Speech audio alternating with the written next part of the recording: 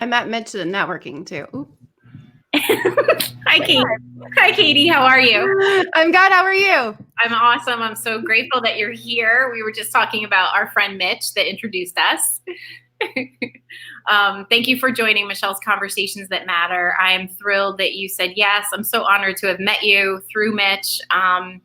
We are doing, I'm doing a mental health series. It's mental health and beyond. Basically, Michelle's Conversations That Matter is designed to really elevate the conversation about mental health and have people get more comfortable talking about it, educate them, or inspire them. Those are the two goals of my series. So when I met you and I heard what you were up to and the great work that you're doing around the brain and supporting professionals and then your history, I just thought, what a perfect opportunity to have someone on and talk about that. So we're talking about women thriving, discovering our inner goddess. But as you were sharing before we went live, it's also around men too, and men recognizing women. So I love that we're going to talk all about that. But before we dive right in, can you take a moment, just introduce yourself, who you are, where you live, and a little bit about what you do, and even tell us a little bit about OWL. Yeah. So Katie Eades, when I got divorced, I took back the L and decided that was my maiden name is Eades. So Katie Eades. I founded OWL, Outstanding Women Leaders, professional coaching, and launched a podcast this year. And it's been a long time coming for me with this journey. I've had my own battles with mental health. I have family members that have had their own battles with mental health. And after going through a divorce and selling my first business and starting a brand new life over in, what should have been New York City, but I couldn't afford the toll, is what I always say. So I stayed in Hoboken. I knew I wanted to get back into coaching and serving people like I was when I owned my business. I had a CrossFit gym and was doing a lot of transformational weight loss coaching. And that was in Illinois. So when I moved out here, I knew that I needed to take care of my own mental health and go on my own journey of self-discovery again before I would be able to help others. So if you pick a book, I've probably read it if it's in the mental health space. And oh, wow. Yeah. And so this January, I started this to really bring a spotlight to women and to share their stories. And often when you call a woman and say, hey, you're an amazing leader, I'd love to have you on this podcast, they like, I'm not a leader. Your stories are so remarkable. And my tagline is to help you rewrite your story, because you really get to turn the page and write a new chapter every day if you want, every couple years if you want. I'm on season 3 of recording my podcast. I started in January. And for me, the seasons are a reflection of the chapters that I'm writing in my life. And so as I've journeyed through getting some certifications this year in neuroscience, coaching and leadership, and Coactive Training Institute's coaching program, I've rewritten some new chapters. And so I've turned a page and launched new seasons to reflect that. Nice. You tapped a little bit into your own mental health, but I always feel that like people want to hear about your connection to this before they want to hear about the work you're doing. So would you mind sharing a little bit about your personal story and why this is so personal to you, the work that you do? Yeah. So I'm an educator by trade. I taught high school kids. And when you start to put the pieces together and realize, oh, wow, I was a kid with ADD and nobody diagnosed me, you start to see the mental health world differently. And kids with ADD and ADHD are brilliant. They're super smart. They're overcoming all these things. And it's not that there's a deficit in our brains. It's that when I've got to learn the neuroscience behind it, I'm like, man, it's really cool. We just have our own nervous system and our own motivations. And that allows us to be more creative and to really tap into our right brain and connect our left brain. We can use both. And as I got divorced, my brain broke. I had a mental breakdown a little bit as I realized my entire identity was wrapped up in being a wife, being a business owner, being this person in the community. Everything was tied to that, and it was gone in 6 weeks.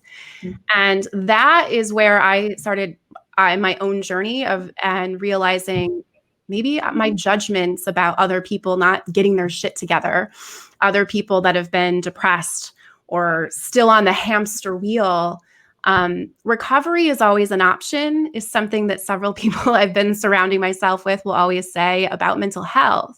Mm-hmm. And I did it the bootstrap way. No one knew I was having delusions or I'm allergic to dairy. So I was going to ice cream places to ask them if they had the secret passcode that was going to help me solve my problems. Mm-hmm. People didn't know that because I didn't share. I'm an only child.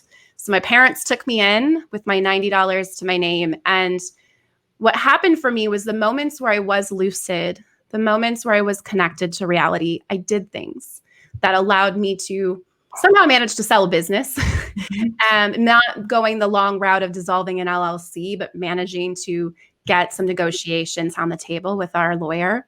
It allowed me to go to Nashville to visit my best friend who also had suffered with her own mental health. And she helped me spark that, well, what'd you do before? Yeah. And I'm like, wow, I Craigslisted. And so that allowed me to start a new life. And I bootstrapped it until I decided that wasn't working and I hired a therapist. Mm-hmm. And yeah. And so the recovery is always an option piece. No one put me in a box and said, you need to go to a psychiatric unit. I did try to check myself into the hospital. My dad came and got me, said, you're fine. And that, it just like ADD, my mom would tell you I didn't have it. It's interesting, those labels for my parents and how they protected me from wearing those labels. Mm-hmm. There's some empowerment that came with owning those labels for myself and recognizing, wow. And that big recognition for me was, look at how much you've accomplished, despite the fact that you've had a mental breakdown. You have ADD, no one diagnosed you. You're on your 4th career and you've been successful in all of them. And that's the journey that's led me to wanting to help people understand that they too can rewire their brains. They can build new neural pathways. Part of that journey for me was also food addiction. So prior to the divorce, I was not a person that would ever own a CrossFit gym. I ate my emotions. That's what we did. Mm-hmm. And that was my default. Yeah. And there was nothing to suggest when I walked into a CrossFit gym, and you can ask my on-ramp coach, he thought I would quit. He's like, you look like you wanted to die every day. I'm like, I did. I was 200 pounds. I did want to die in this workout. Wow. But I made friends, and that connection made me want to go. I didn't actually want to work out. I wanted community. I wanted to be around these people. My best friend in Chicago came out of that CrossFit gym. And that allowed me to start to examine my relationship with food. And when I changed how I ate, depression went away, my IBS went away. A lot of little things I forget even were issues for me when I ate dairy after my divorce, because, mental breakdown, all came back. And I was like, wow, this is why I eat the way that I eat. Right. So all those pieces have led me right where I am today, of wanting to give that gift of recovery to everyone else. And it doesn't have to be a full mental breakdown. It can be anxiety. So I had that. So in 2019, December, actually right around this time, I got a bottle of Lexapro because I realized I didn't want to do this anymore. I didn't want to fight. I wanted to die. Wow. I just didn't want to do this anymore. My mom had died. My dad came out of the closet. We navigated what it meant for my dad to be a gay man, because he'd never been an openly gay man before in his life. Mm-hmm. Got him a boyfriend, connected him to the Sage Center in NYC, which is an amazing place. And work was really stressful. I was doing all that stuff while also in a brand new role and as a director in a stressful situation. And although I was really successful at what I was hired to do, I wasn't so successful with the people around me and how we were able to relate to each other. I think everyone, we have our own personal mental issues we're dealing with, or we have our own outside work life that we're dealing with. And that's definitely going to impact our ability to think, our ability to be sharp and on it and make coherent sentences sometimes. I think I would get nervous and struggle, and then people were left like, what did she just say? And that bottle of Lexapro in December, watching my dad and his boyfriend in my parents' home, it could have been that choice for me to be like, my life sucks, what the hell? But I was so inspired by my dad's boyfriend. He's 78 years old. He's learning Spanish at 7 a.m. in the morning. Like, if I'm retired, I'm not getting up at 7 a.m. And he walks 5 miles a day and he does all these things. And so the Lexapro for me in that moment gave me the spark to say, in January, you're going to do something like that. This man is 78. He's retired. He's a professor of math. He's still tutoring kids. And I went to a women in development in the city. There was a life coach that was leading it. And it was just like everything sparked for me again. Mm-hmm. All those old neural pathways that are like tiny and not lit up anymore of who I was before I had this mental breakdown. Like I was like, that's who I am. That's what I want to do. I've done this before. This is how you do it. And I haven't looked back. And so that hamster wheel that we get on, every 5 years, it looks like I've kind of rewritten my story about where I've landed. And I really want to help other people rewrite their stories as well.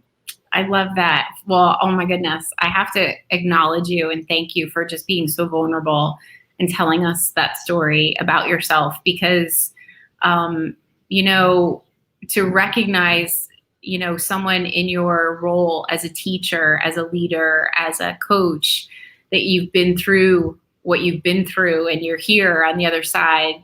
I get your commitment to wanting to help others navigate that because it's not easy. So I acknowledge and thank you for sharing all of that with us. And so I'm so curious about this neuroscience work that you've done. And I wanted to ask you, you said that in one of your quotes, you said, you believe that neuroscience is changing the way humans relate to themselves and therefore each other. So can you tell us a little bit more about that and this like neuropathways wisdom that you have? Yeah. So we get to control our brains and our thoughts, and that's really cool. But we're not really conscious of it. And so as I started getting into the neuroscience program and understanding, okay, our amygdala is running the show. It's our fight or flight brain. And right next to our amygdala is our basal ganglia, which is our habit formation. And right next to that is our emotional brain. It's called the limbic system. And we are operating on that until we hit our teenage years and our prefrontal cortex comes on board. And that's our executive functioning brain. And for people with ADD like myself, we're releasing a little bit less dopamine in our brains. And so it's harder for us to make those connections. So I like to tell people, since our brains aren't fully developed until 25 to 30, could be up to 30. And for men, it's often 30. I like to look at it as like, oh, well, then I haven't had a full adult brain until I was 30. So it's fine. I'm 37. I've only had 7 years of being an adult. But understanding how all of that works, it's also tied to our nervous system because those hormones, like everything talks to our nervous system. It runs along our spinal column. Mm-hmm. So when you understand the two different nervous systems and you understand how they operate and that they can't actually operate at the same time, then you start to understand how your brain works and how you can take control of that. Mm-hmm. One of the things I could never do is meditate. And I can tell you how many people told me, so have you thought about meditation? Yeah. I'm like, no, I haven't because I can't sit still and think about nothing for 5 minutes. I can't do yoga. That's not for me.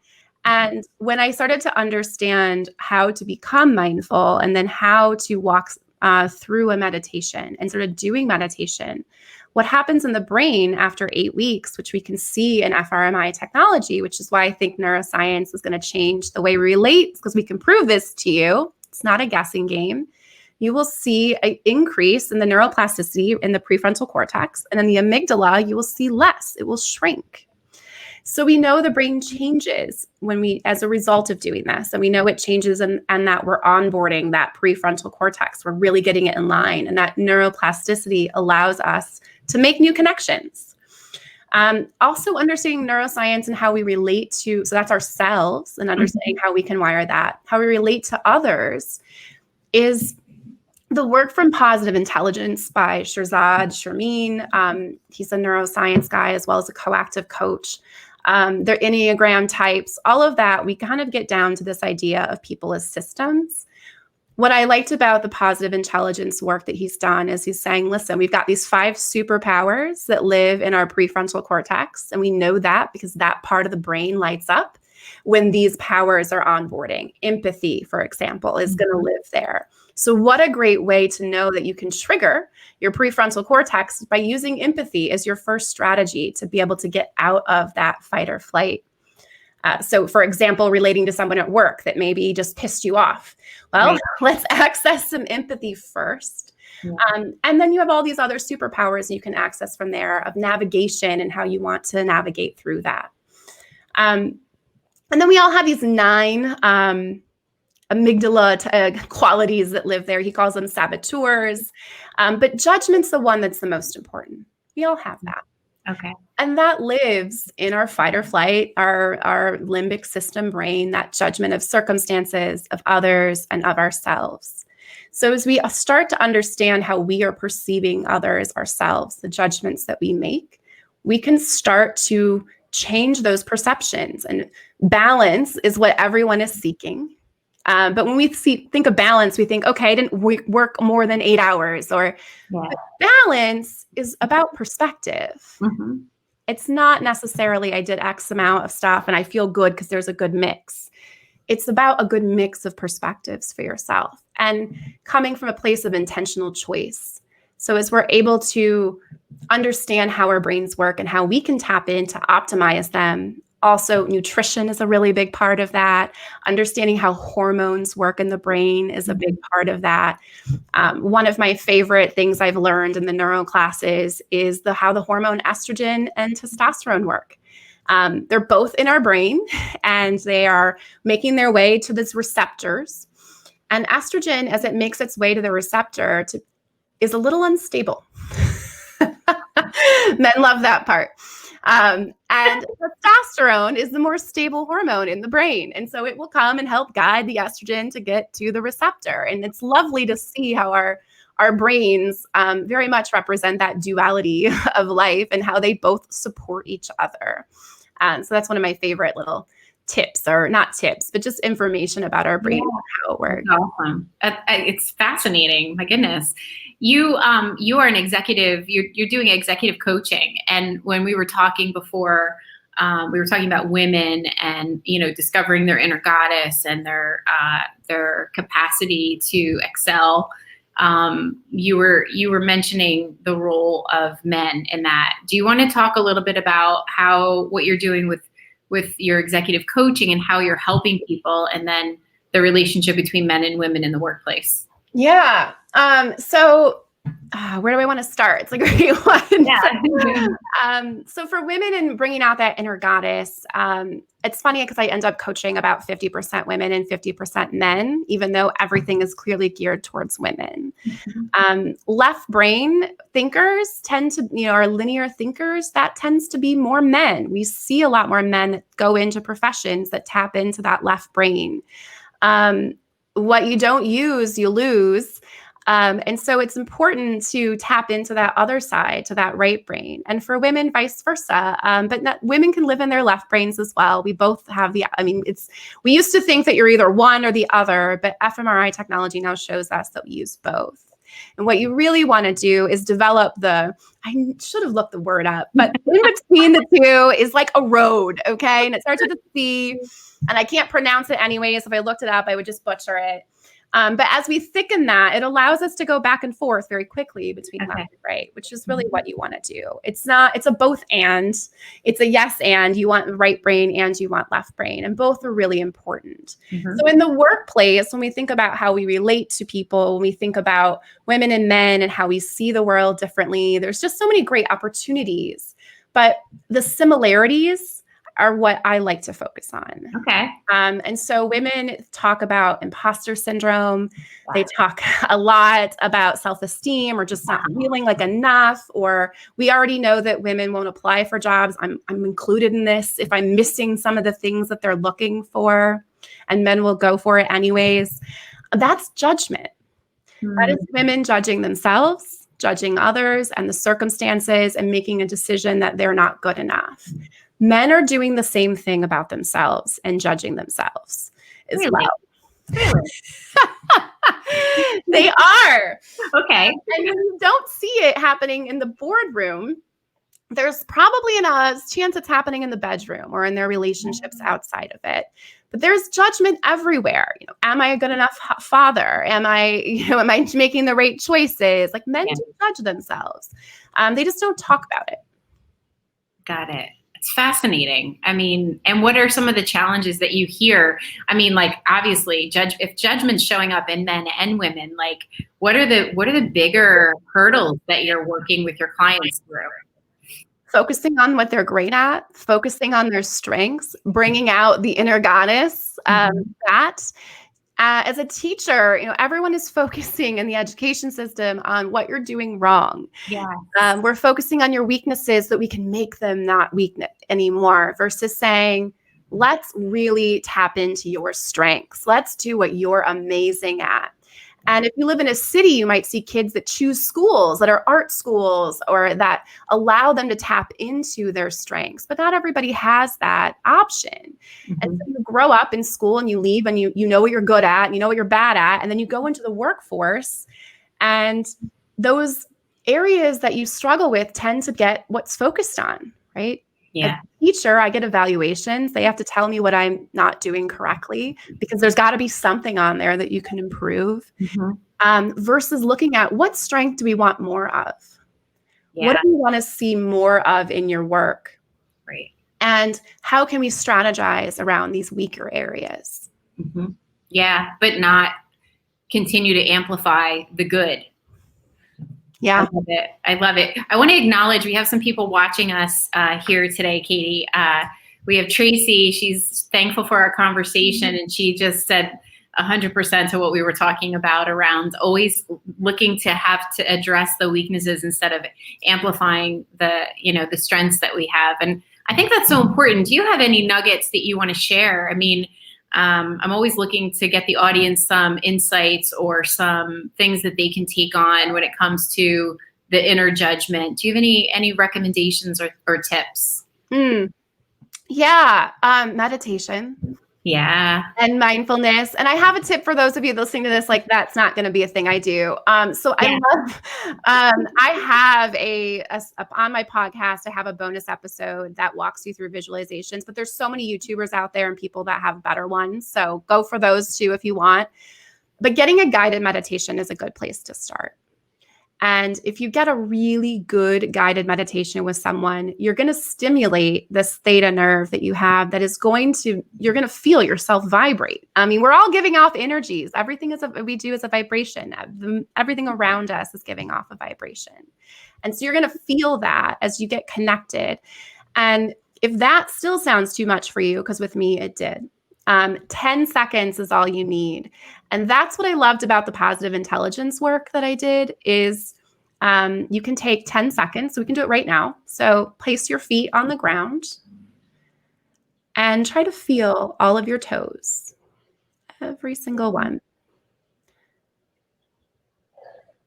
And as that takes about 10 seconds, you've now connected into your body.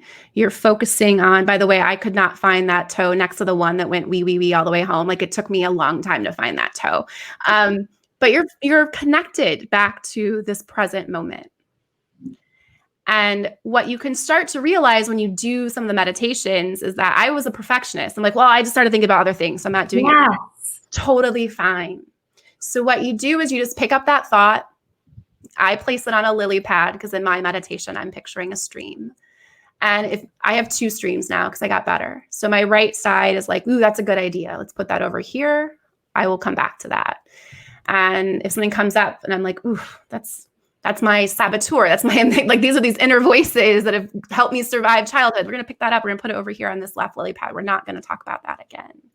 So although maybe you meditate for 10 minutes and your brain was only focused for 5 total, that's 5 minutes, more than you had before. And what you're learning is how to control your thoughts, how to make decisions about your thoughts. And that will allow you to then decide intentionally, well, what do I want to think? What do I want my story to say? And I like to say revise because I've revised a lot. That's why I have 3 seasons in a whole year.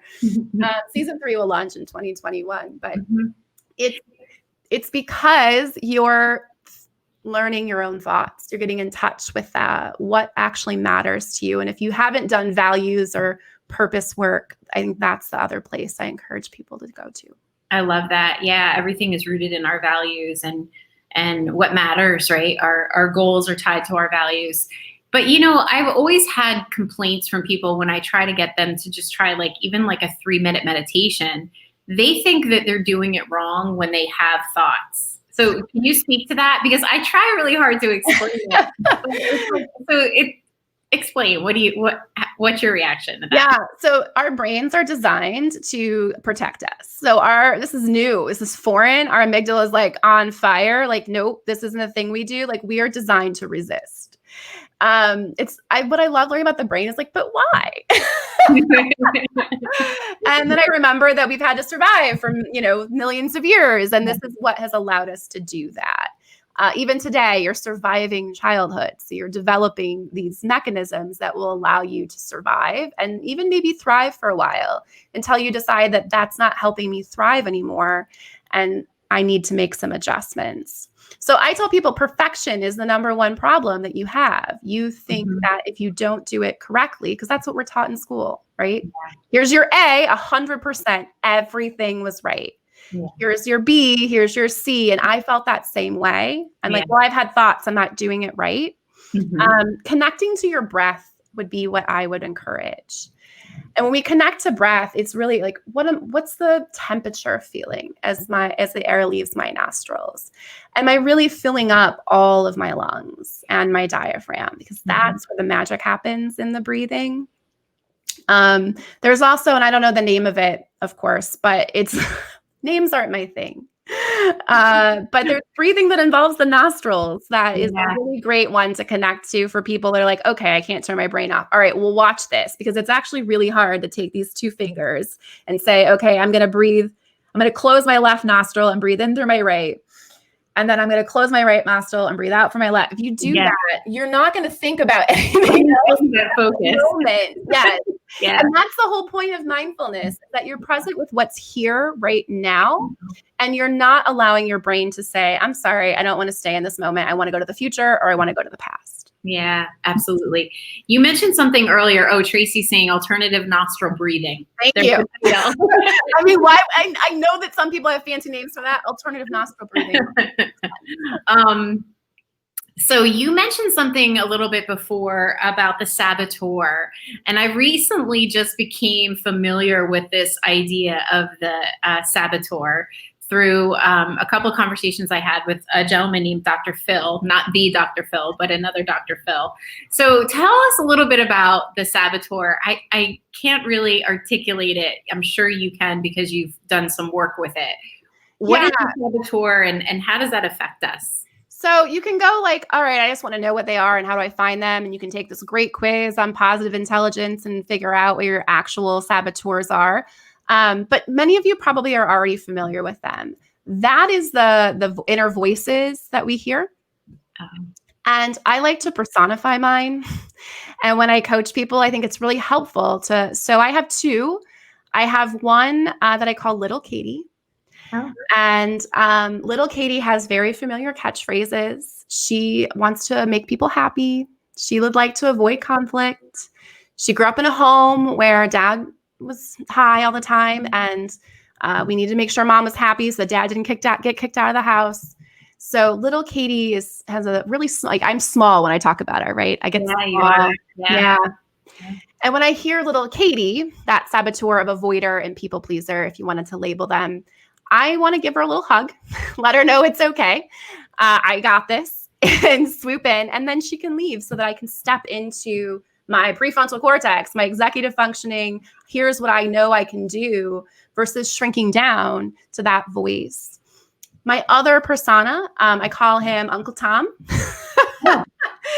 And I should have mentioned this, Little Katie's voice sounds similar to my mom. Oh. And sometimes she sounds like my dad. And so Uncle Tom has his voice can sometimes be a female voice. It sometimes can be a male voice, but he kind of represents every man in my life who's told me I can't do something. Uncle Tom shows up to remind me of my weaknesses. And Uncle Tom also, he likes to show up, and he's a joy stealer. He wants to take away my power and make me feel like I should be more humble and be quiet. And so when Uncle Tom's in the room, I know that because my voice and what I'm saying, it doesn't reflect my values. Yeah. And that's why I talk to people about revising their stories. It's because these saboteurs have helped you survive and thrive to get to where you are. So they're really strong. And they hang on. They don't want to go away. Yeah. Taming Your Gremlins is a great book for people that want to read about how to tame the saboteur.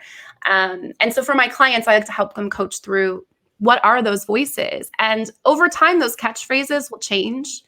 The saboteurs will get really smart. So little Katie is very creative and resourceful. And so is Uncle Tom.